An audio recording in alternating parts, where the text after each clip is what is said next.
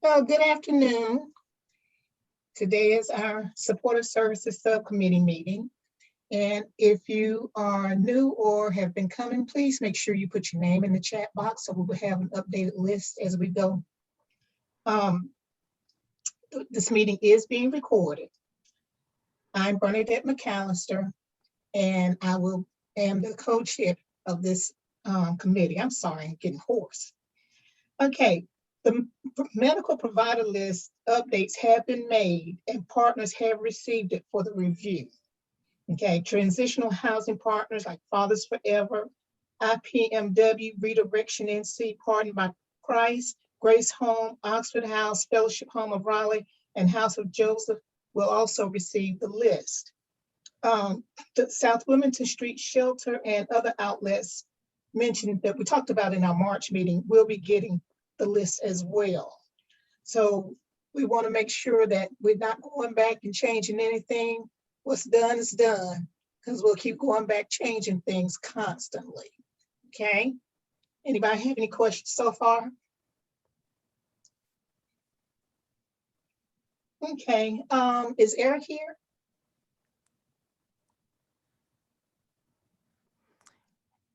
Eric? Yes, I'm here. Okay. Sorry. That's okay. During the March meeting, Eric Johnson, the special I can't talk, populations manager with Alliance Health, mentioned Wake Network of Care as a potential distribution outlet. He's going to share with us more information about the Wake Network of Care. Welcome, Mr. Eric. Good afternoon, everybody. So I want to, let's see, I try to share my screen here and show you Wake Network of Care. Hopefully you all are familiar with it, but I think it's worth taking a look at, and there's some great information on there. So let me try to share my screen and get me that information. Do you see it at the bottom? I made your co-host Eric. Okay. At the very bottom, there's a little green tab. Okay, you got it. Yeah. Okay. Can people see my screen right now? Okay.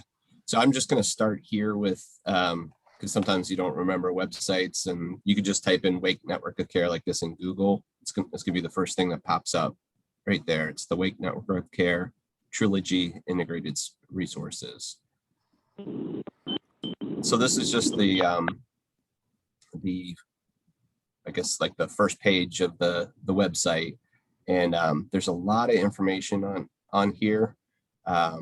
You could spend a lot of time on here looking for resources. I should probably back up a little bit. So Wake Network of Care was developed maybe about 5-6 years ago.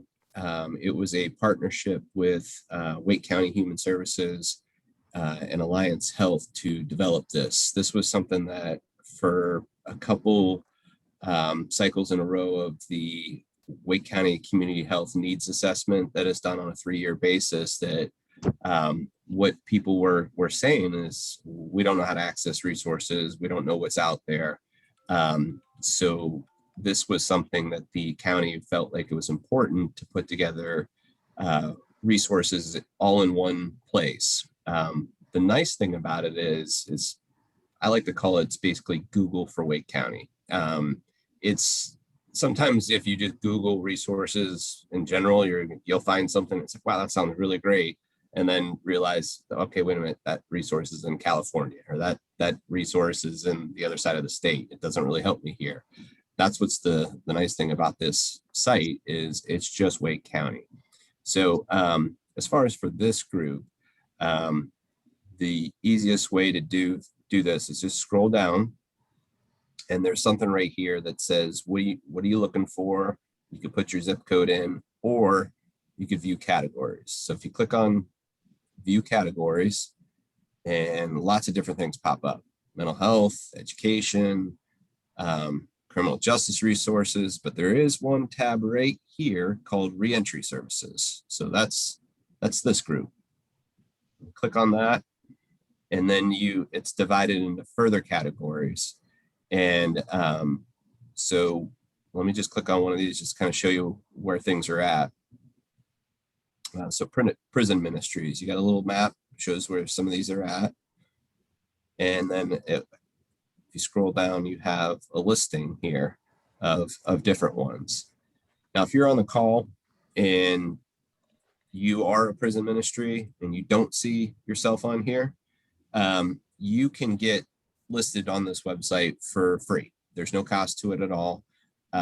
It's a very simple thing on the front page of this that will say about resources that you click on, and then you can add yourself to this list. Any resource in Wake County can add them to this list. The thing that we ask you to do is that we understand that information changes, whether it's a phone number, an address, who the director is just periodically go in and look at it, make sure things are accurate, because people are using this to find information and to contact people. So this is it right here. And you can get more information on any one of these where it says more information. And then you have their website and just kind of tells you a little bit about the organization. So that's pretty much it. I mean, it's if you wanted to kind of back out of that some more, look at some of the other ones, some housing.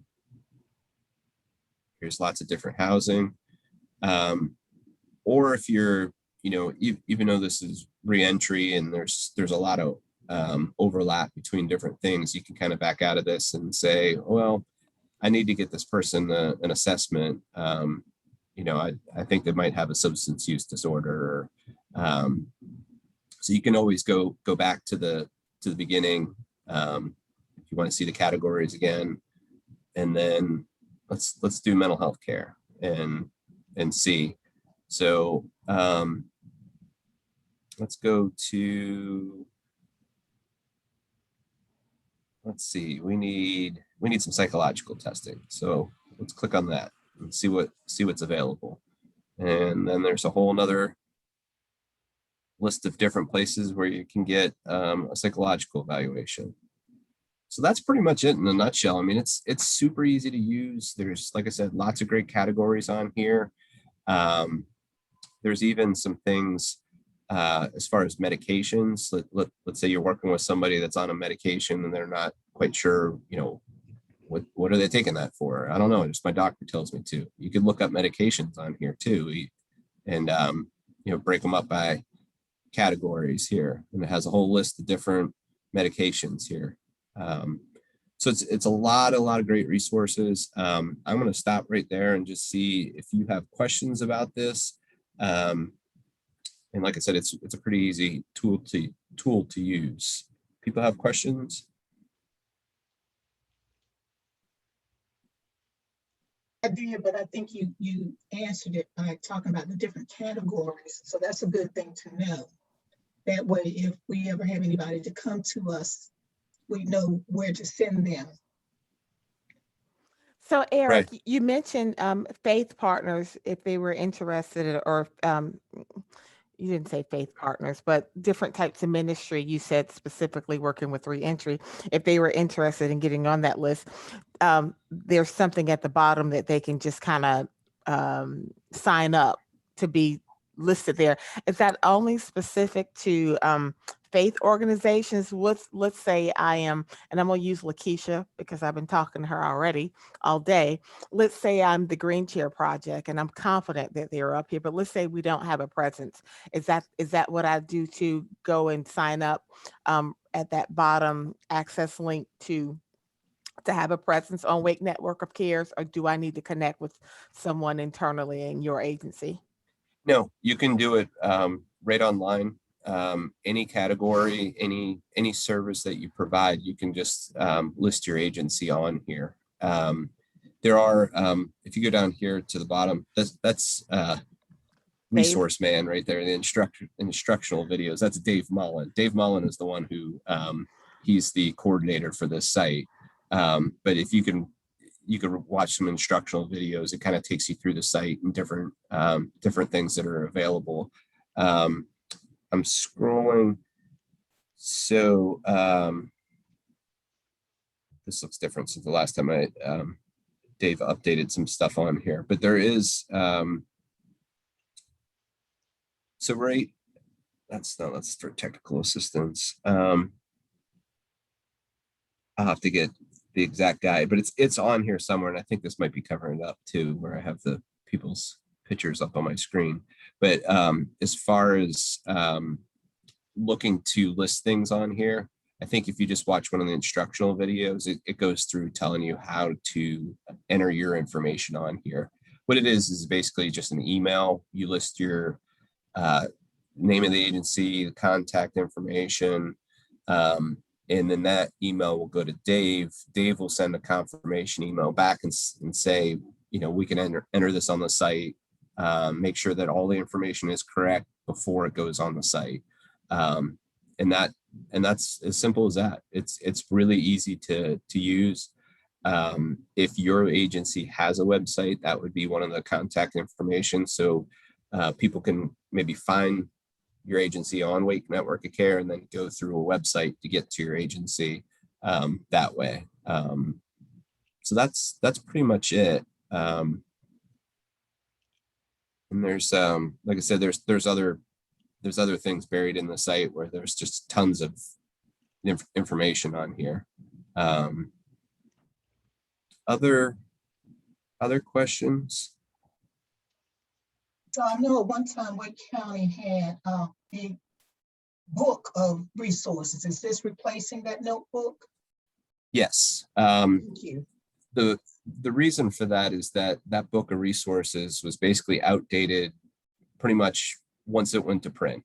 That's right. Just because phone numbers change, addresses change, contact people change, turnover in staff. So that's why this is nice, is that you can really get up-to-date, accurate information, and it's super easy, like I said, to go in and make any kind of changes to it. So here's another really cool one too, is this this was added like a year or two ago, this real-time bus locations. So for the people that all of you are working with that maybe need to take a bus somewhere, you can click through Go Triangle here, and it really just kind of tells you where all the bus lines are and everything. So like I said, just a lot of cool information on here. I think probably the best thing to do is, like, if you haven't been on the site, click on it, just go in and play around with it. You can find a lot of great information on it. And like I said, there's if you're having issues navigating it, you can always reach out to myself or right here, Dave Mullen. My email's in the chat. And I think there's also, like I said, there's another way of doing that you can, through the site, you can send an email with a question or anything like that. So that's it. Eric, this is good. I wanted to add one thing that I know, and my number may be wrong, but I know there are a lot of languages that this website is translated into. I wanted to say over 100, but my number may be wrong. But I know it's a lot, and I know that you guys have done the research to find out what languages are needed in this area: Arabic, Spanish, and Farsi. I think maybe one. But anyway, I just know that that's something that Dave shared with us as well. So this is a resource that that we can all use. Thank you. Yeah, Leonardo, that's thank you for that. I didn't pay you to say that. It was, yeah, you go up here to select language, and there they all are. I've never even heard of half these languages. It seems, it's like I didn't know we had that many people living in this area that potentially would speak one of these languages. So yeah, it's that way too, that you can really somebody you're working with who might English might not be their native language, and if you wanted to give them information on this, they can go to this and switch it into their preferred language. Cool. This is wonderful. I had the old notebook, so when anyone had a question or needed a resource, I had to flip through that notebook. So I know. Yeah, I remember that. That was and it's also one that you had to lug it around places, and Yes. this is easy to use. There's also a thing on this too. It's not necessarily an app on your phone, but it's like a link that you could get. I think that's also listed on the website. It would just say Wake Network of Care on your phone, and you click on it. It's not an app, but it does go to the website. So you could actually use this on the fly out in the community and be able to get some information that way. Oh, that is great. We want to utilize this as much as possible. Yes, and I think like I said, with this group, I'm gonna guess there's probably plenty of people who are part of the Reentry Council, and I would guess that there's probably several agencies that are not in this website, and to get them listed there, I think would be a great thing for the people we work with and for the agencies to make sure that they're getting contacted and getting those resources to the people that need them. Yes. And like I said, it's all free, so there's no shouldn't be any hesitation to get listed on there. Well, thank you, Mr. Eric. That really woke me up because I remember carrying that notebook. And so this will make it, especially if I can connect it on my phone. If I'm out somewhere and someone asks, do you know where? I can quickly go to that site and refer them to it or give them some information. So that is wonderful. Does anybody else have any questions or comments, Mr. Eric?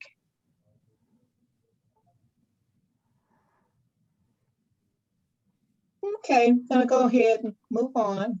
Review and discuss priority area work. Our next big thing, I'm gonna say big thing we're gonna work on is our mentoring and peer support. And I'm not gonna go through the questions right now until after our other presenters present their program so we know where we're going. What is it that we want to do with the peer and mentoring program? Is that okay, Lenarda? Yes.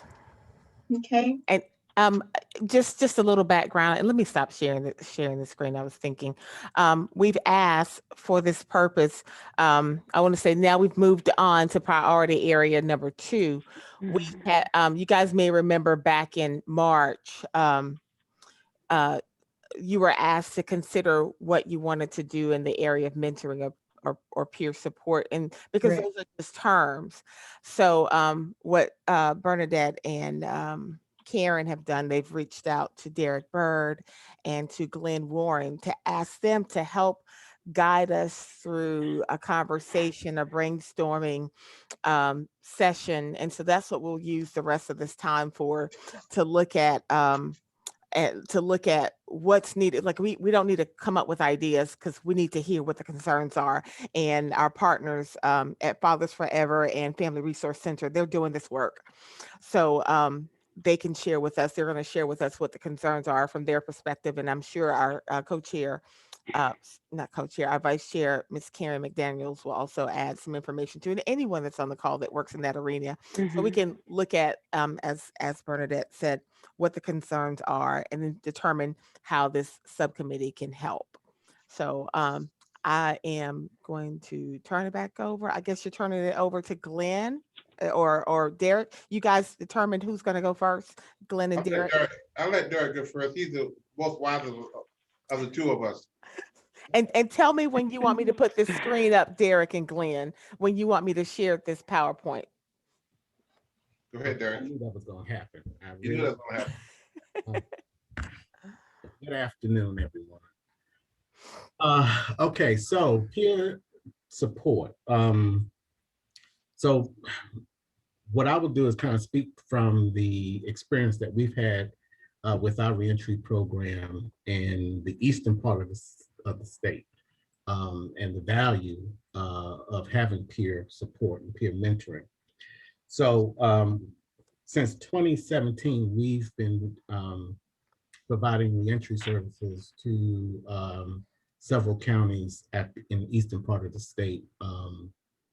Basically Vance County, Edgecombe, Wilson. We're now in Franklin and Halifax counties.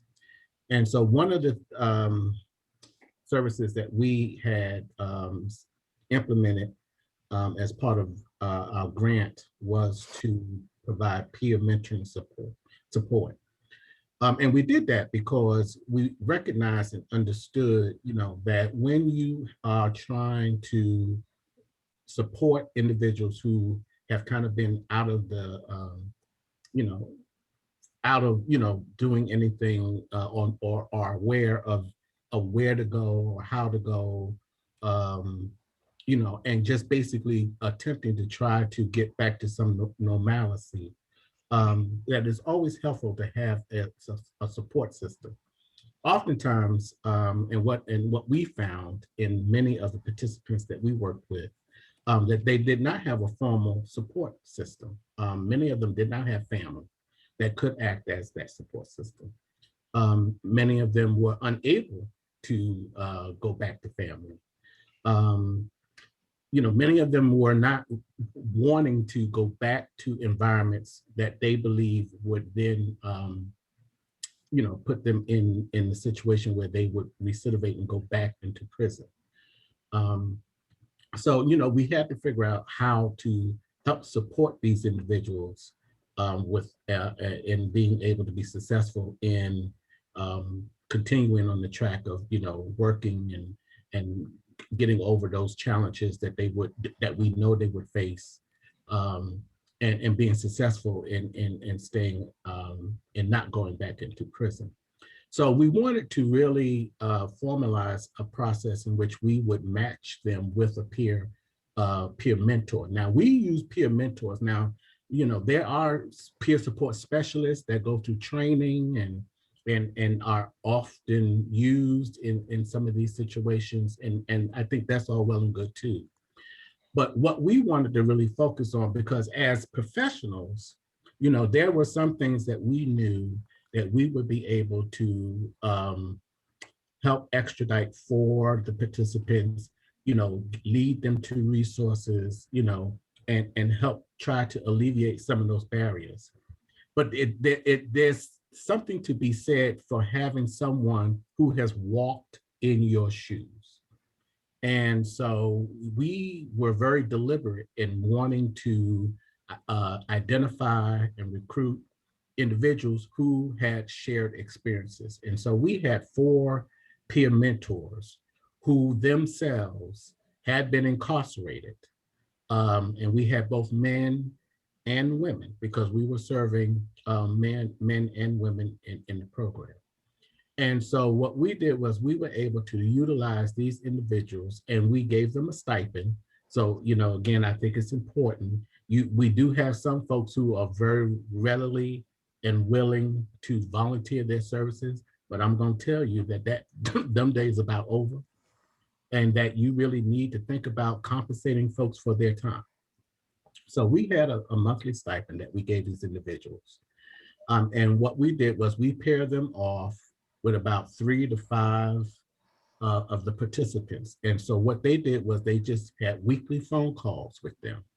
Sometimes it was more than weekly, because once the relationship was established, the participants felt really comfortable to call the peer mentors, as much as they needed, just because there could have been a crisis that day, or something happened at work and they were ready to go off, And we trained the peer mentors to be able to help to respond to some of those things that was happening, to kind of share how they overcame some of those challenges themselves when they were first released from incarceration. So those things were quite helpful. And believe it or not, there were things that the peer mentor knew about the participant than the case manager didn't know. So we were getting secondhand information that was really important to move their case plan forward, but they weren't sharing that with the case manager. They were sharing that with the peer mentor. We would have peer group meetings once a month. So the peer mentors helped to co-lead those peer group meetings. Again, which was important, that they were the face of those meetings. And so they would be the ones to help facilitate those meetings. They would be invited guests, or sometimes it would just be an opportunity to just kind of talk about what are some of the shared experiences that the participants were encompassing as they were trying to navigate this whole process of reentry. One of the things that we learned in a survey with the participants is that of all the things that we were providing to them to help them to really become established back in their community and in their families, peer mentoring was the #1 service that they all had given high marks for. So we recognize and understand that it works, and it is important. And so I think in this situation, when we were formerly the IA, we had not, we did not get to the point where, and we may have discussed it, but we didn't get to the point of having peer mentors here for Wake County. But I think, again, it is something that you would want to consider, but you have to, figure out how you can sustain something like that. Now, I know that oftentimes that when we've had brought Dennis in to help with some of our training and some of our, helping with the peer mentors to kind of really understand how to really work with some of these individuals that were coming through the program. I think Dennis will be an excellent resource to kind of really help to establish some sort of peer mentoring program for the local reentry council. But I'm going to stop there, and I'm going to turn it over to Mr. Warren to pick it up. Well, Derek, I think you're the expert at this. We've been doing kind of the same thing that Derek has been doing. Ours have been primarily focused on fathers. We are a fatherhood program, and who guys are been incarcerated. A lot of times they've been detached from their families and their kids, so we've started what we call dads from a distance, where we do a lot of mentoring and helping these fathers kind of now get back in communication with their kids now that they're back from prison. And actually, we're gonna start actually going into the prison. But now with the reentry, these guys are out now, and we have hired a one-on-one person, 20 hours a week, and primarily he does a lot of mentoring himself, where he really talks to the guys about steps they need to do to kind of get back in touch with their kids, the years that they're lost, and how to kind of start building that relationship that, the kids are angry with them, for whatever reason, lots of time because been absence. And also giving fathers the confidence that know, I've made some poor choices, I made some poor decisions, but now how do I kind of recover from the poor choices that I make? So we kind of work with them step by step of how to kind of get their life back together and changing their thinking. And one of the times is what we really focus on their decision making, because a lot of guys tell me I made a lot of mistakes, and I was like, well, tell me some of your mistakes. What are some of the things that you do that's a mistake? And they said getting a DUI, breaking and entering, beating my wife up. And I said, let's look at that. Are those the mistakes? Are those choices? There's a distinct difference between a mistake and a choice. A mistake is I accidentally stepped on your toe. That's a mistake. A choice is beating your wife up. A choice is getting a DUI. Those are choices. So don't get it twisted and call your bad mistakes or your bad choices mistakes. So we get them to take ownership of that, of your choices. You are here. I mean, we all make mistakes, yes. And most of the time, our life is a combination of our mistakes and our choices. But when we look at it, it's really part about our choices, not our mistakes. So we try to get them to help change their perception about who they are as men, first of all, and who they are as a father, to take ownership of what they're doing with their lives and how to take steps by step to get back into their kids' lives and get back, also that comes with co-parenting as well, because you got to build a relationship not only with the kids, but the kids' mom again. You got to try to repair some of that relationship. You gotta, and we tell them the first thing you need to do is perhaps call her and apologize for the thing that you've done. Own up to it. Don't say, I don't know why she's mad with me. Well, you do know why she's mad with you. You done all kind of crazy stuff to her, and she's angry, and rightfully so. So you need to apologize to her, and we tell them, about what wasn't an apology. It's really two legs. It's a confession that I did something wrong, and I promise that I'll never do it again. If you don't have those you don't have those two things, you really don't have an apology. You really have lip service. So we try to real kind of deal with them on the one-on-one, which is like Derek said, a lot of times the professionals, they're good, but it's the peer support. It's the guys who've been down this road, who have really, have kind of recovering themselves. Because a lot of times in our classes, we can have the group classes, which is good, but that one-on-one that they need, that peer counseling, what they need, that I can sit down and you can really, be open and honest, and I can tell you, where you need to go step by step. And a lot of times these guys grew up in a household without their dad. So now you got to deal with the issues of bitterness and resentment, because they're angry, they're mad, they're bitter. So how do I deal with this? How do I take this bitterness and forgive and move on, as opposed to holding him and my debt of what he didn't do? Because now, a lot of times you say, I'm the things that I'm guilty of, that now I'm doing the same thing to my kids. What you hold your father in judgment, you're doing the same thing to your child. He wasn't there because he was out on the street. You wasn't there because you was incarcerated. Both of you wasn't there. So you could blame him for not being there because he just left you side the street and decided he's going to chase another woman. But at the same time, you chose to live a life of crime, and you're not there either. So don't judge him for not being there when you're making the same judgment. So we try to get them to focus on themselves and how can I become a better person and become congruent in who I am and my integrity, and my word is my bond. And to really start looking at those things, and you'll see their life start to change. And those are, I think, that what we, as a community, really kind of, like Derek was saying, how do we get, these guys to really kind of focus on, I'm coming back to society now. I'm coming back into this world where a lot of people are holding me in their judgment because I did break the law. I did do something wrong. I did screw up. But how do I forgive myself and move forward and move on with my life without, looking over my shoulder that everybody is judging me for what I didn't? And so I think peer support is one of the things that everybody, we need in this community, professionals as well as just, regular guys who can come up beside one another and talk to these guys about, being a better person.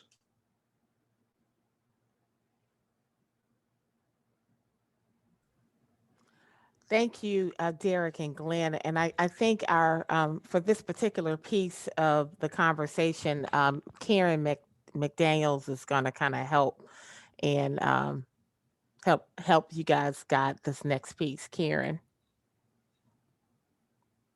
Well, I know at the last meeting that we had in March, the subcommittee came up with, we asked everyone to come up with questions or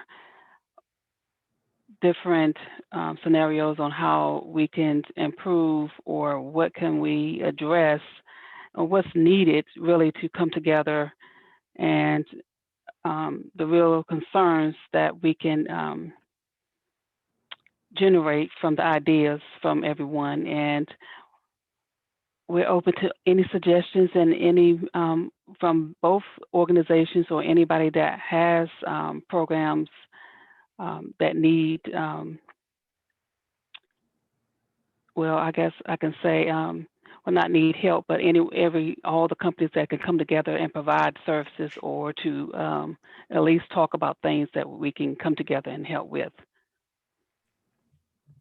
And I see most of everybody, most of the concern I saw was the family not having a person to go back to, not having nowhere to go, and rebuilding relationships.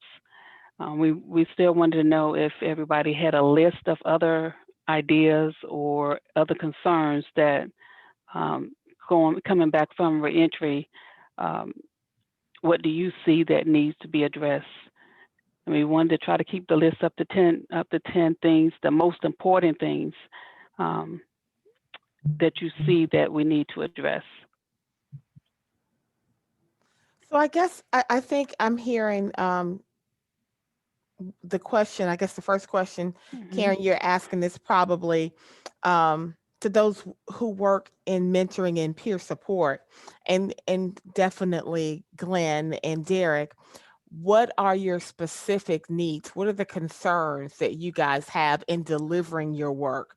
Help us understand what the problems are or the concerns are, so that the committee can kind of see how we can come up and help. I want to say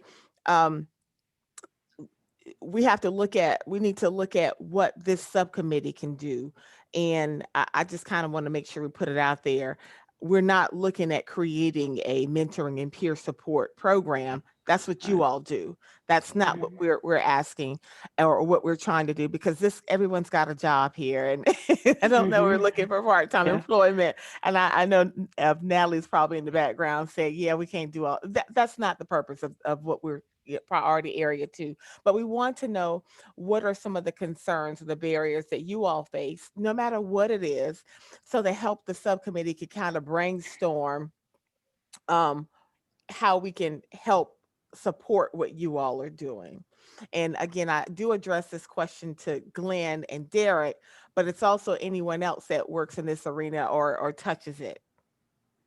Well, housing is always a major issue. That's because people don't have a place to stay at. The anxiety level is off the chain, it's off the roof. And so and the other thing is the compensation for the housing.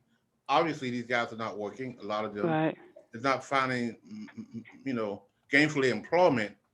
So you may have a company that helps guys to a certain extent for housing, but when that resources is pulled away, these guys are still not able to survive on their own, because they still can't pay the rent. They still can't. I mean, some assistance is better than no assistance, and that's always a problem. Housing is always.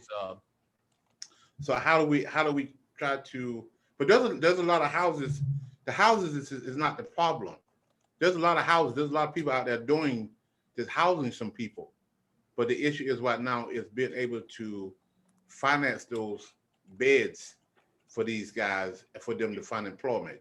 And the peer support around that is making sure that they're not just laying around, chilling while somebody else is paying their rent. Exactly. What are you doing when you getting this assistance? It's only gonna be for a month. Are you positioning yourself every day to find a job to get out? And so those things are, one of the main issues that we struggle with, and some of these guys who are looking for housing.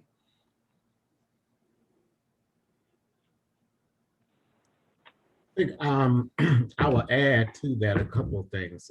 It just from what we've experienced and are pretty common with this population. One of the things that we always encountered, and because we're in rural areas, it's probably even more prominent, was transportation. And so oftentimes, buses run certain times of the day, and if they are fortunate enough to get a job, I mean, in some of our situations, a lot of our participants were getting second and third shift jobs. So there was no public transportation, so that you can easily become very distressed over that.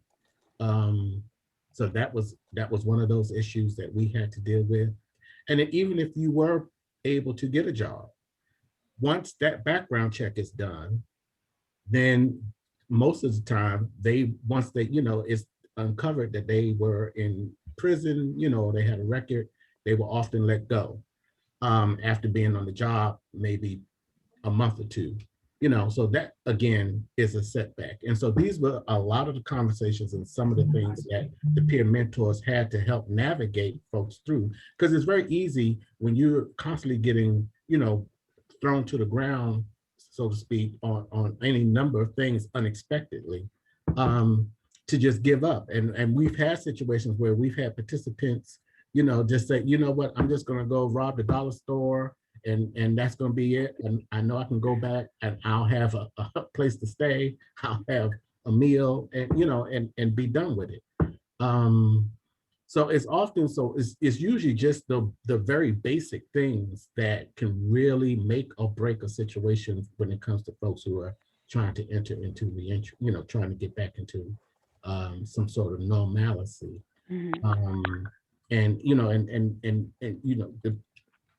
you need somebody who can understand and has been through that, and can kind of lead and guide you as to what it would take to kind of get over that to some degree, or refer them back to the case manager, or just be supportive. I mean, sometimes it's just a matter of folks just needing to vent, but they also need a solution at that point as well.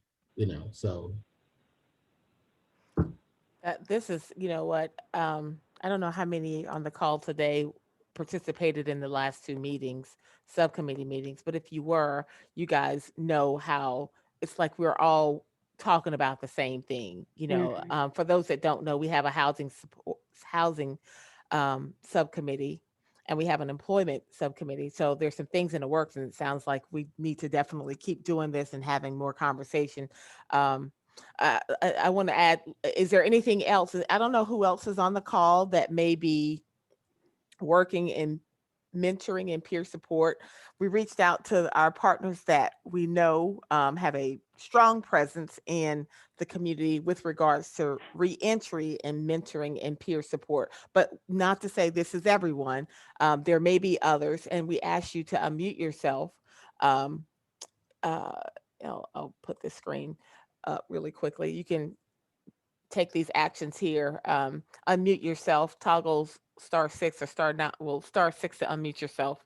And if you're on the phone, don't even worry about raising your hand. Just unmute yourself if you don't mind, and share any other concerns that from your work that we can add, and then we'll transition the conversation to get everyone's input on and discussing how we think we can help support the mentoring and peer support work. Again, our goal is not to create a program, but help to support the work that's already being done.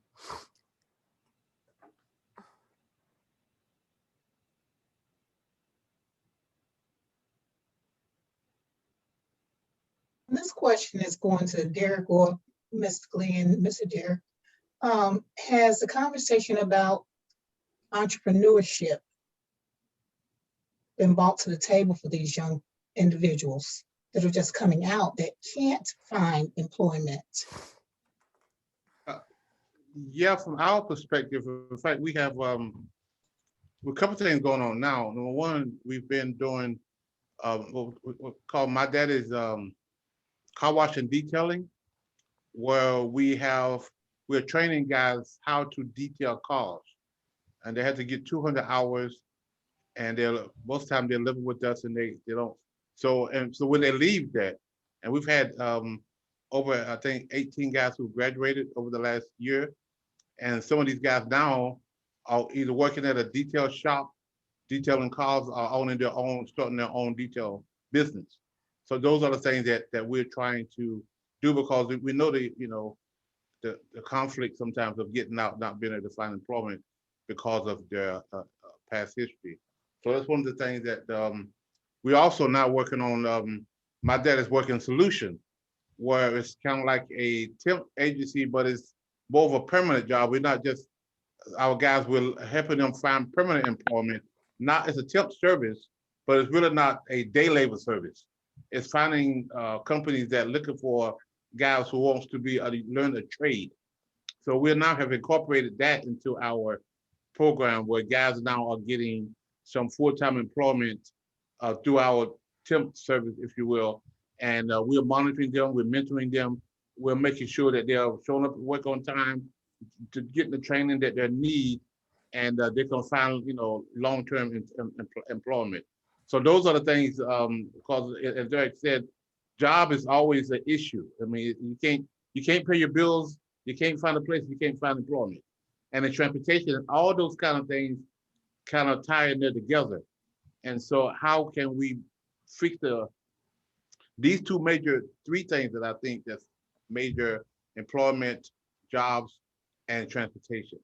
And because, a lot of guys can't get transportation because they're licensed. Now, other issue I would love to find out if we can, help these guys get money to pay off some of their fines or whatever to get their license back. That is a major need that somehow we can incorporate that into our, how can we assist these guys in getting their license? I mean, if you got a DUI, then a whole lot you can do about that. You gotta wait until that's all said and done. But a lot of the fines that they have because they failed to appear, how can we get some of that erased where this guy can qualify to get his driver's license? I'm sorry to cut you off. We need to have whoever's in the car. There's a lot of feedback. Can you mute yourself? Thanks. Sorry. So that's how can we assist these guys in maybe getting legal aid? And we've tried legal aid. Somehow they didn't try to work out that well. Getting the lawyer committed, maybe like Derek was saying, having some money set aside to pay some of these lawyers to represent some of these guys to get their license, their fines expunged or thrown out or dismissed, where they can qualify to get their license, which now is good. And then working for the Wheels of Hope, we work for those programs as well. Now these helping guys get calls.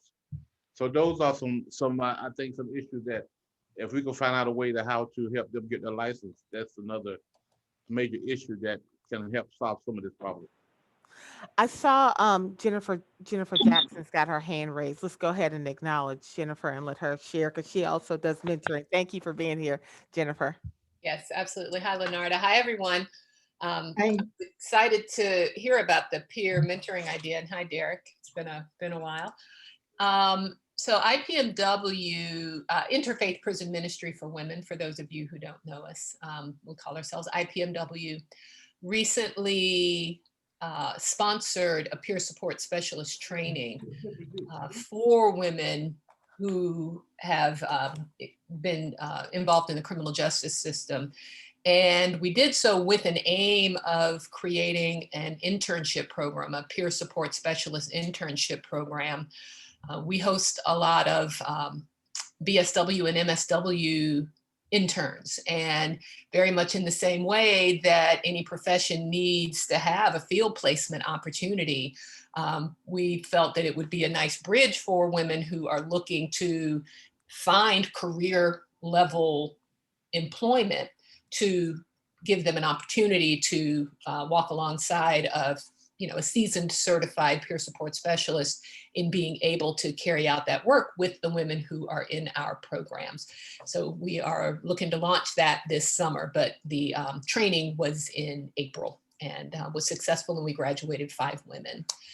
And the other thing, that I have heard, I'm not a peer support specialist myself, but I have heard that there are some big agencies that hire peer support specialists, but that very often women get trained, but then they're a little, leery of getting a job and working in the field because they don't feel that they have had enough time to learn without all the pressure of a full-time job or employment in the field, coming at the same time. So we also hope, to help alleviate some of those concerns by giving people a less stressful, less impactful way of learning their profession.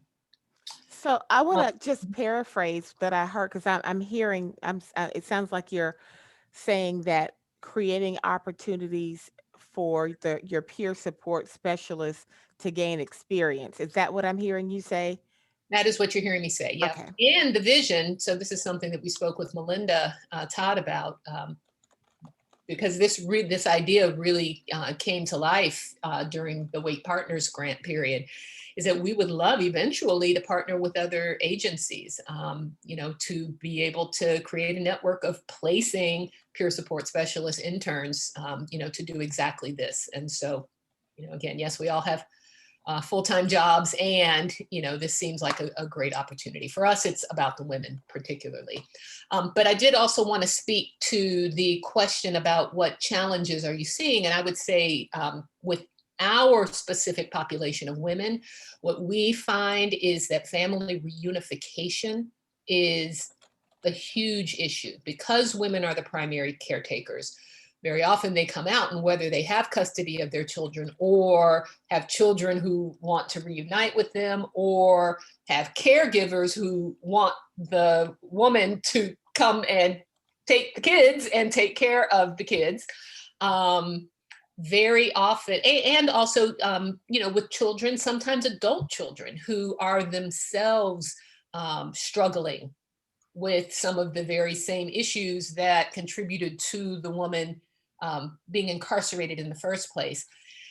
It's hard for women to focus on themselves if they have got issues with their children. Like, first and foremost, their children come first when this is an issue, and it has started to creep up, and we were not prepared when it first did, but are looking both from a network and referral standpoint and partnership and collaboration standpoint, and perhaps a staffing standpoint, to be able to not only, because we want to work with the whole woman, and the whole woman does not mean just her. The whole woman is her entire family. Yeah. And so somehow taking this into consideration, I don't know how that translates with men. I know it does to some extent, probably not to the extent that it does with women, but it is definitely something that we are looking to address sooner than later. Thank you for adding that. And I added, let me share my screen again. This is great. Thank you for adding that information, Jennifer. So I added creating opportunities for peer support specialists, and we can use mentors, we know, interchangeably, to get training so that they can be employed. I'll finish that. Family reunification is an issue for females. Women can't focus on themselves when this is an issue.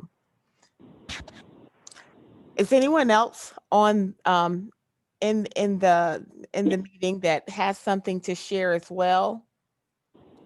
I do. Yeah, go ahead, please. Hi, Leonarda. How's everybody? Hi. Hi. I am Jennifer Wade. I am with the North Carolina FIT program. I'm a huge fan of Mr. Glenn, his Fathers Forever program. I love their program. A lot of my clients are there. I just wanted to introduce our new CHW. A lot of our referral will, the referral process, that if you know of our referral process, is going to change in the next couple of weeks because we do have more staff now and we can handle more referrals. And we'll also be putting the information on the website that Mr. Johnson spoke about.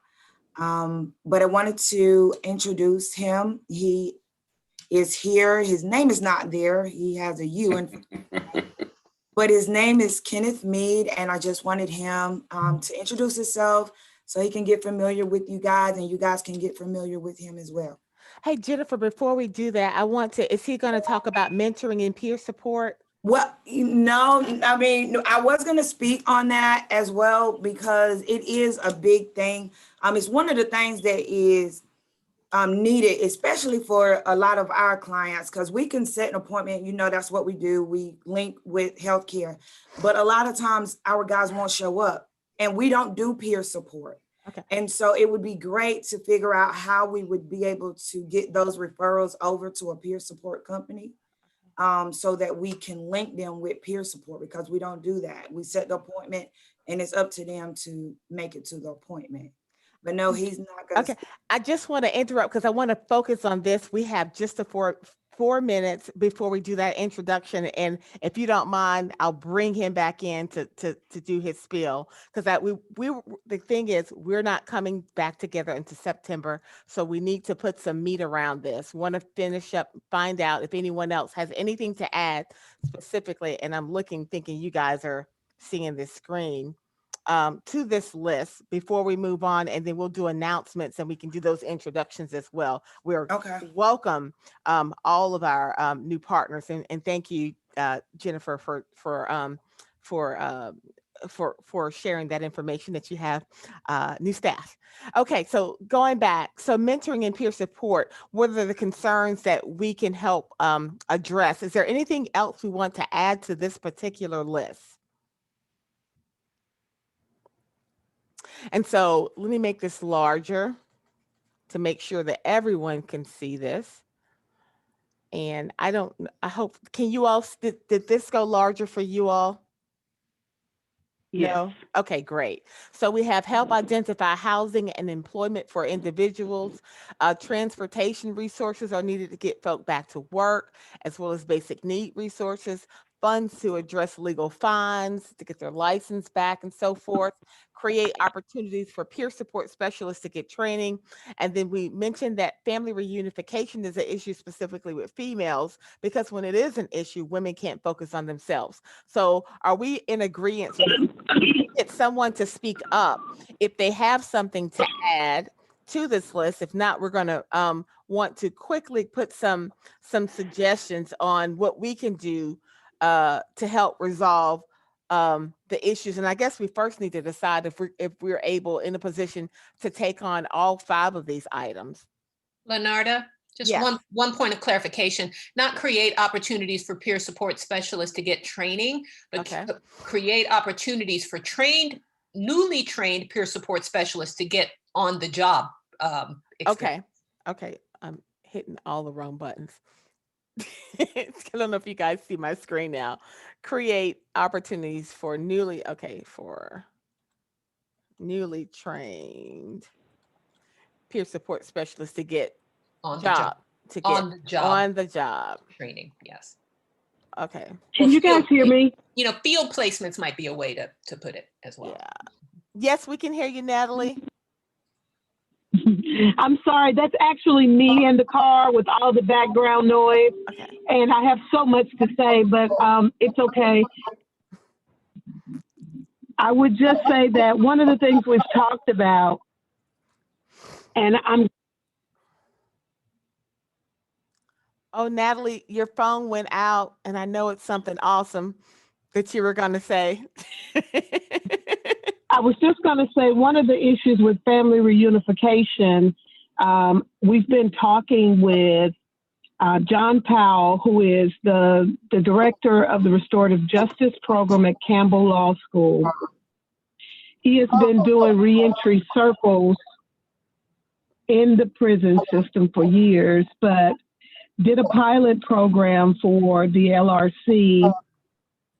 And we've been talking about doing family circles and doing that in conjunction with the other program, Lenarda, that presented to us before, that works with children of incarcerated parents.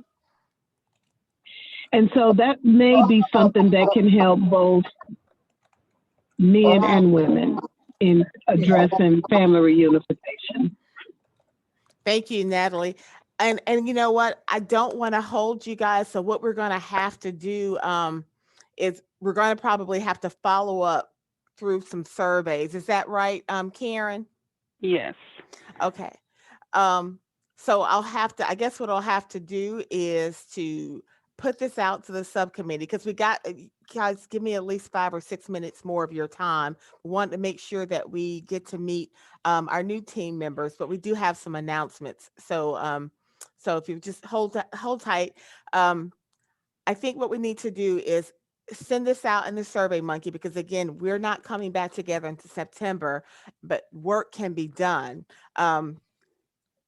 Let me ask the first question, which is, are we comfortable with the list that we have of the 5 issues? Do we want to add more? Are there any, and we don't we're not saying we're going to focus on all these things. Are we comfortable with this list right here? And keep in mind, we have other priorities. This is just one priority. We're on priority number 2. So are we comfortable? And if you're not comfortable, if you would speak up. So if I hear silence, I'm going to accept that as we're comfortable. And then we can send some a survey out to talk about maybe what are some ideas we can do around these items. So first question, are we comfortable with the list that we have of 1 through 5? I don't think we need to put any more up there because we'll lose what we're doing. We'll have so much, we'll get overwhelmed. And I also want to add that numbers 1 and 2, I think we already got some stuff going. If you were on the calls earlier, we got some stuff going with regards to employment and housing. We just need to integrate those. So for me, those are easy wins, or the low hanging fruit, as they say. So I heard some silence. I see Natalie has agreed. So we're going to stick with these 5. What I'll do is create a survey, send it out. I don't know if it's a survey, but an input opportunity for everyone on the call to give their ideas on how we can address these concerns. So the action item is for me to send out the list. And so we're going to be communicating between now and September, and hopefully we'll, I don't know what the result will be because we don't know what the next steps look like, but you will receive something in the form of a survey or feedback opportunity so we can put some meat around those items. Let's go ahead, because I'm already. Lenata, Yes, sir. can I just add, when you send that out, because I think, and I don't know if it's just me, if you can kind of just give a description again as to what, why we were doing this. I guess I was a little confused because the list, as it relates to mentoring and peer support, I may be a little confused as to what exactly we're doing. So that I'm glad you, so that's, let me go back. Thank you for saying that, Derek. So you may remember last year we asked everyone to list priorities that the supportive services subcommittee wanted to work on.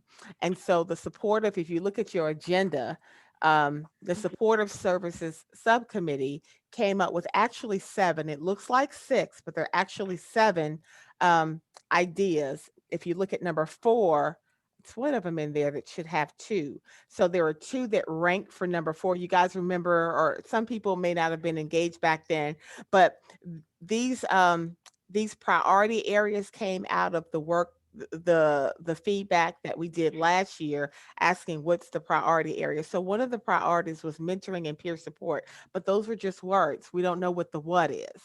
So that's how we got to today's meeting. We're saying, what are we going to do? Mentoring, and what are we going to do around it? So thank you for saying that, giving me an opportunity to clarify that, but I'll also add that meat in that survey piece as well, because there are probably other people that may recently join or just need that information as well. I know, Derek, you've been around for a very long time, so that's not not the case with you. Any other questions?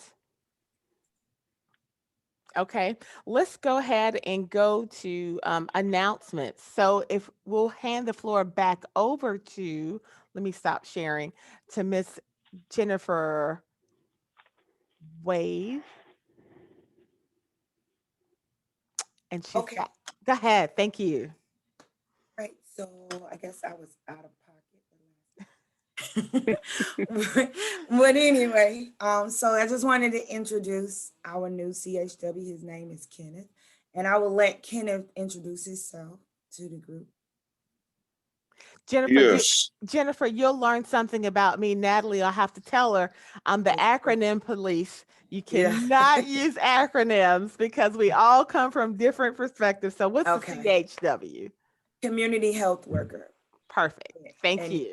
And those who is not familiar with North Carolina Fit, we are a program at UNC. We are North Carolina Formerly Incarcerated Transition Program. We assist clients with linking to primary care and mental health. And we, of course, attend these meetings with all the resources that we learn here. We pass those resources over to our clients. So I will let Mr. Kenneth introduce himself. Yes. Hello. How's everybody? Hello. Yes, my name is Kenneth Mee, and yes, I am a CHS, which is community health worker, but I'm also peer support qualified and wraparound certified. I was working in the transition house formerly in Durham, and then which I transitioned into getting back over to Wake County, becoming a CHA for North Carolina FIT program. But listening to what y'all guys doing is awesome. I mean, I'm formerly incarcerated. I've been a correction officer. I'm a Gulf War vet. I've done a lot of things. So, just listening to Glenn and Darren, that's the stuff that they're doing is awesome. I mean, and I would be more than willing to offer anything I could do to help those guys out, do those type things. Because like I said, I am, have been coming through the transition house. I have done the type things that it sounds like they're doing. So I'd be more than willing to do whatever I could do to extend the offer, because I once got out of prison and understood what it took and what I needed to get to where I needed to get to. Thank you and welcome. We'll put you to work. Yes. Not so Jennifer. much because at the time Jennifer is training me, so I'm going through it right now. Well, Jennifer knows that. Well, Jennifer, I'm sure she's got a lot of work, but we'll put you to work. Thank you so much and welcome. Anyone else have any announcements to share? I have one. Please. All righty. I want to inform everyone that we are hosting the 2021 North Carolina Fatherhood Conference. It will be virtual this year, and it will take place on Saturday, June 19th from 8:30 to 1:30. We have two great speakers lined up. Mr. James A. White, formerly of the YMCA of the Triangle and pastor of Christ Our King Church, and Dr. Terrence Ruth, who's currently a professor at NC State, and he has a whole list of things that he's done. Former principal of Wake County. He worked with Dr. Barber. So we have a great lineup of speakers as well as workshops. We're going to have fabulous door prizes. It is actually free. And so to register, you just go to ncfatherhood.com and you'll be able to register. I'll put it in the chat. That's it. Thank you. Thank you, Derek. And that's going to be one of the flyers that you guys will receive. Not just you guys. I should have put that on the calendar invite, but we're going to send that to the council. Anyone else have anything to announce? Okay, well, I'll make, go ahead. What time did you say it started? 8:30 to 1:30. And Leonard, I'll just make one more comment. I put it in the chat. Said it on the last call, but Sigma Health Services has a contract with Alliance for IPR's funding, and that's basically for clients, adult substance use clients that don't have insurance. Currently, we have funding for those to provide treatment for substance abuse. Excellent. So that means services are provided without no fee services, correct? Sliding scale, completely free. As long as they are adult substance abuse treatment clients qualify for SAA and they get authorized. Yes, ma'am. Perfect. So if anyone else have anything, and I'm over my 5-6 minutes that I asked for. Yes. So let me add that, we have our criminal record expungement meeting from no to yes monthly on the first Thursday of every month. Monthly on the first Thursday of every month. Anyway, it's from 11 to 1 o'clock. So the next one is June 3rd. The next council meeting is June 24th. You guys will receive that in a calendar invite. As a 15th reminder, I can't say it enough, we are not meeting in July. We're taking a break. Hoorah! But we'll be working. But we will be working. So there's no subcommittee meeting, which it is scheduled for. There's no meetings in July. And so that means this team won't come back together to September 23rd. And the last thing that we want to do is come back and pick up where we are right here. So you guys will receive some email communication. I also want to add, you may have been going to our Wix. I've been saying, go to our Wix webpage to view past meetings. What we've realized is that sometimes timing isn't as efficient as we want it to be. And so what we've created was a YouTube page, Wake Local Reentry Council. Just put that in the YouTube, go to YouTube, put Wake Local Reentry Council. You can see the meeting video. So if you miss a meeting, just go. I'll have those up there by end of business tomorrow. So the meeting today, it's a lot quicker for me to put this up versus doing the meeting summary. So this will be up here. This entire meeting today will be on the website. If you forgot something and you want to revisit some piece, some announcement. Matter of fact, Derek, if you didn't write down what Derek said about the fatherhood conference, you can go and just scroll to the end of the video and listen for Derek's announcement. So just know that you can do that. We are also working on that Wix issue. It's something that's been an ongoing issue. There are a couple of glitches there, but we're trying to fix that. But this is a quick fix. In addition to that, we sent out some communication about a virtual hospitality job fair. It was scheduled June 10th. Unfortunately, we had to cancel that because we didn't get the enrollment that we were looking for. But that website still has some other opportunities specific to hospitality work. So you can still go there. Just know that virtual event on June 10th has been canceled. Finally, I'd like to just a reminder that visit wakegov.com under the Human Services Department to get information on vaccinations or COVID vaccinations and testing sites. That's it for me. Thank you all. Enjoy your holiday on Monday. And we'll be talking to you. I won't see you guys. Well, I'll see you guys in June, but we won't bring this team together again until September 23rd. Have a safe one, everyone. You too.